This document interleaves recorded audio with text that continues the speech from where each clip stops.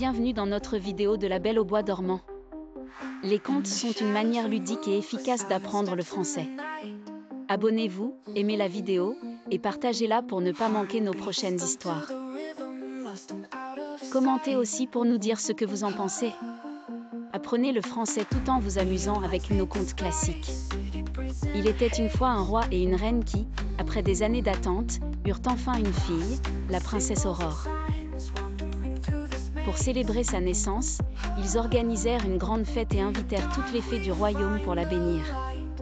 Dans la somptueuse salle de fête du palais, les fées gracieuses offrirent leurs dons à la petite princesse, endormie paisiblement dans son berceau. Soudain, une ombre sinistre se profila à l'horizon.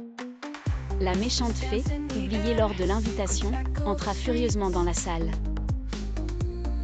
Elle jeta une terrible malédiction sur Aurore.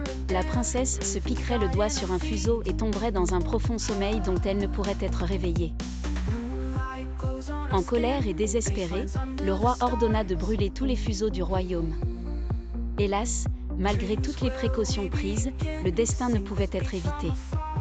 À l'âge de 16 ans, la princesse Aurore découvrit un fuseau dans une tour isolée du château. Curieuse, elle toucha l'objet et se piqua le doigt.